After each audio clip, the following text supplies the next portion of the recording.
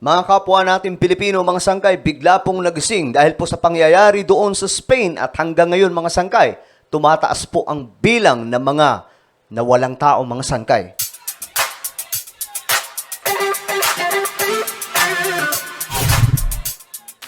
Hello, what's up mga sangkay? Muli tayo nagbabalik dito sa ating channel at tayo po ngayon ay nalulungkot sa nangyayari sa ating mundo. Dahil nga po dito sa mga extreme weather events, kagaya ng nangyari dito sa Pilipinas, mga sangkay, Bagyong Christine, Leon, marami pa pong ibang mga bagyong dumaan, mga sangkay, sa taong ito.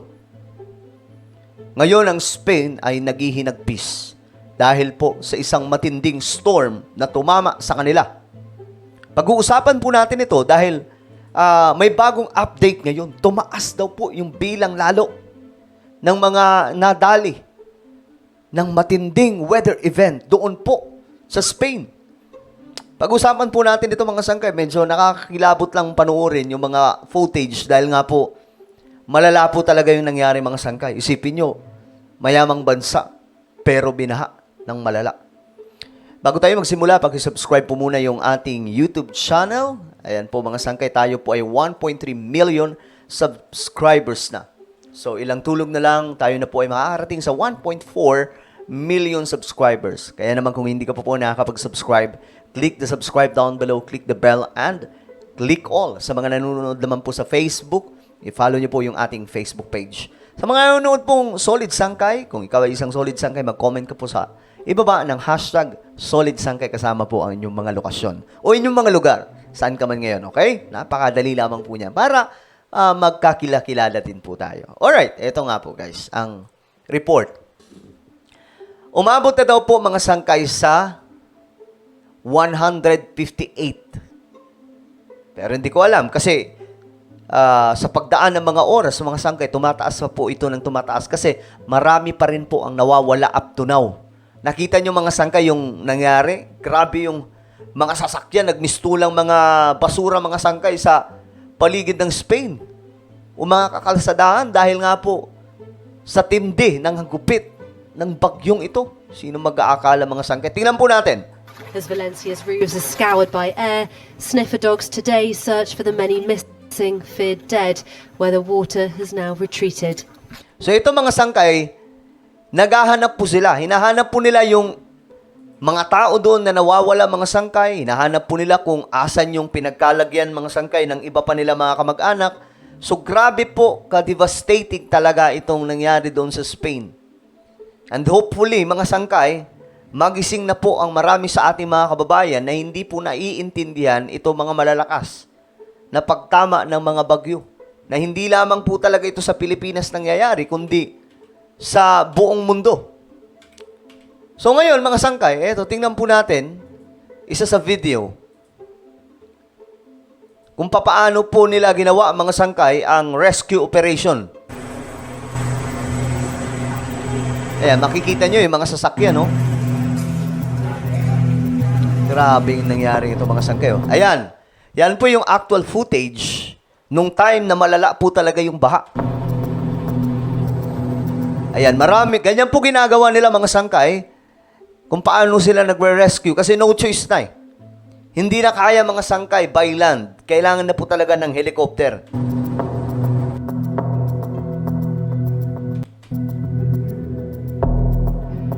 Vimos a un joven que estaba en el descampado y se lo llevó la corriente, que estaba encima del coche. Grabe. Look at that, guys. Tingnan nyo yung mga sasakyan na ito. Sa tingin nyo, normal pa po itong nangyayari sa ating mundo? No, guys. Hindi po ito normal. Pero magiging new normal ito mga sangkay sa pagdaan po ng panahon. Dahil po sa climate change. Me han dicho gente que estaba agarrada a los árboles, pero las fuerzas les hizo soltarse y se lo llevaban pidiendo auxilio. This is the town of Paiporta, just outside of the city of Valencia. And it's Grabe, tingnan nyo kung paano nasira yung kalsada. one of the worst affected areas of the flooding. As you can see, people here are still wandering around in a state of shock. Hindi po ito basta-basta. Malala po ito kung sa malala, mga sangkay. Kaya kahit sino, masashock po talaga. how such a flood could have occurred in this area. Roads have been blocked, but also they don't have any electricity. Grabe, tingnan nyo. They don't have any running water, and many questions are now starting Grabe. Mayamang bansa po yan, mga sangkay. Pero tingnan nyo ang nangyari sa Spain. to be asked of the authorities My goodness. why enough warning wasn't given. Tingnan nyo, oh. Tingnan nyo ang nangyari, mga sangkay, sa buong paligid. May mga putik po yung kalsada. Yan po yung resulta kasi na-wipe out po yan, mga sangkay, ng tubig. Grabe, no? Nakakapangilabot ito. Yo no he visto My que haya goodness. venido ni la policía, ni el alcalde, ni nadie a dar la cara, a decir, oye, que esto ha sido una cosa imprevista, porque la verdad sea dicha, esto claro no se espera.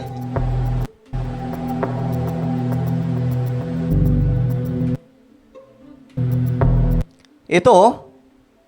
Sabi dito, mga sangkay, yung ibinuhos daw po ng ulan doon ay katumbas ng maraming mga taon worth of rain fell in just 8 hours. Grabe.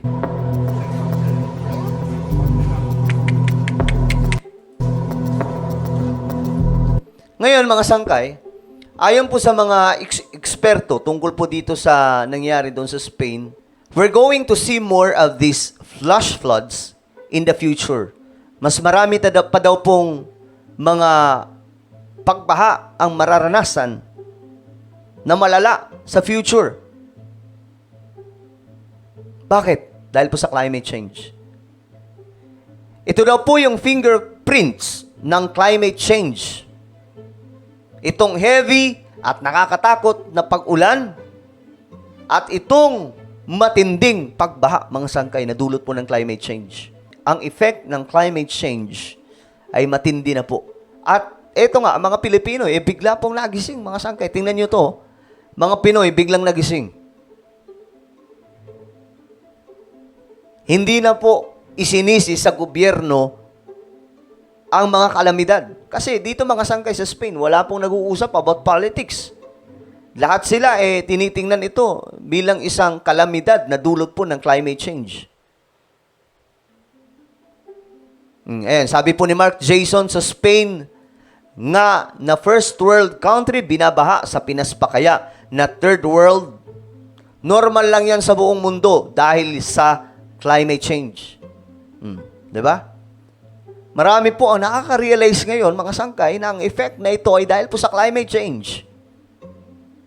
Huwag po tayo magtanga-tangahan, mga sangkay. Yung iba kasi, kapag may kalamidad, sisisihin yung gobyerno. Kaya daw bumaha ng ganito kasi walang ginawa yung government. No, guys.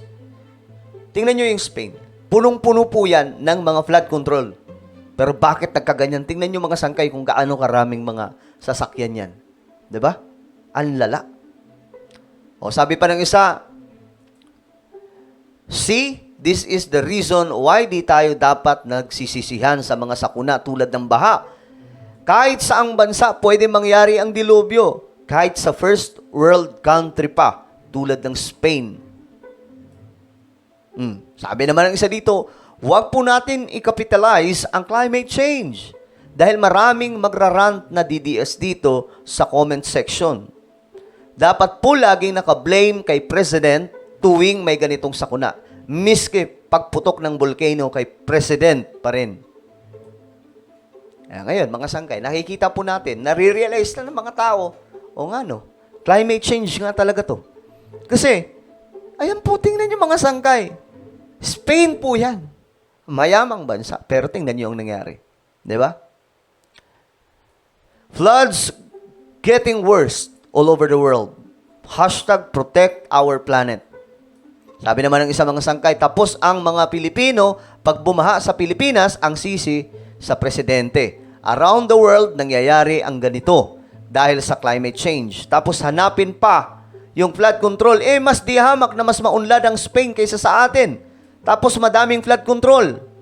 Pero hindi umubra dahil may climate change.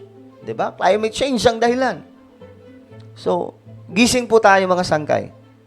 Wag po nating gawing pampulitikang issue yung mga kalamidad. No? So ito po ay pampagising sa lahat ng mga natutulog na ito pong nangyayari sa ating mundo ngayon ay dulot po ng climate change. Parami mga sangkay ang bilang ng mga nahahagilap doon sa Spain, ng mga pumanaw na dahil po dito sa matinding baha, umabot na po sa 158. Pataas pa po ito ng pataas dahil marami pa rin po ang nawawala.